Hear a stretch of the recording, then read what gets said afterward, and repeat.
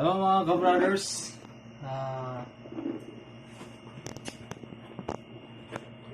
Mayroon akong dalawang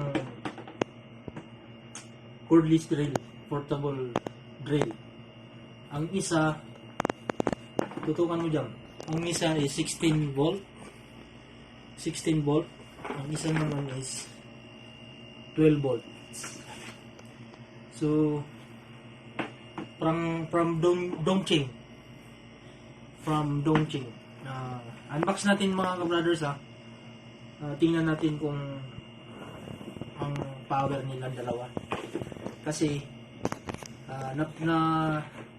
marami na akong nabiling mga portable na mga local, sobrang local talaga, nasisira lang, useless yung pera.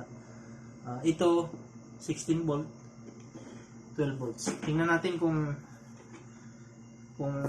papasa ba sa ano natin, sa test natin. Meron siyang Phillips screw. Phillips screw bit, I mean. Meron siyang screw bit. Yun. Flat screw bit and Phillips screw. Meron siyang manual. Yan. Yan. Maganda ano ito ah. So, ito dalawa. Ano niya? Yan. Parang yan na ba yung ilaw niya? Meron siyang mga ka-brothers na ilaw ah. Ayan. Tapos wala siyang ano, ito yung ano sa 12 volts kasi wala siyang hammer. Ayan, wala siyang hammer. Ayun. Wala siyang hammer. Pati pakinggan nyo ha. Okay.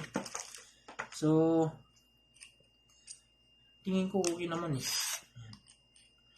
Medyo mahina lang siya. Okay, malakas. Yun. So, ito yung ano niya. Ito yung extra battery. Extra battery niya. Yan.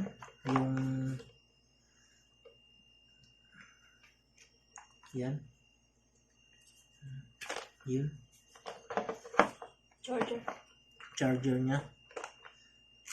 Yan. Tapos, bumili lang ako nito guys kasi kaya dinalawa ko dahil ito yung para sa mga 1.8 lang. So, ngayon titingnan natin yung isa. Ito isa.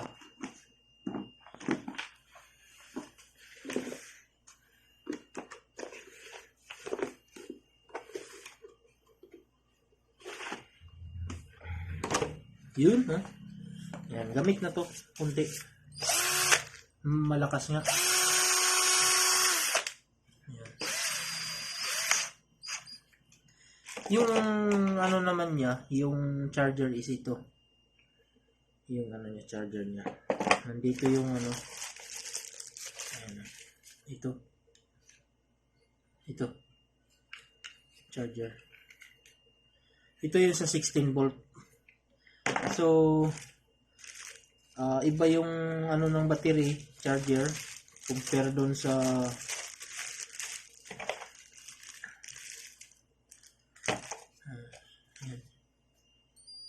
mayroon siyang hammer. Mayroon siyang hammer. Kayang-kayang bilhin natin yung price niya. Napaka affordable at quality. Dongqing. Yan. Saan ba yun? Dito. Dongqing mga brothers. Yan. Yan. So,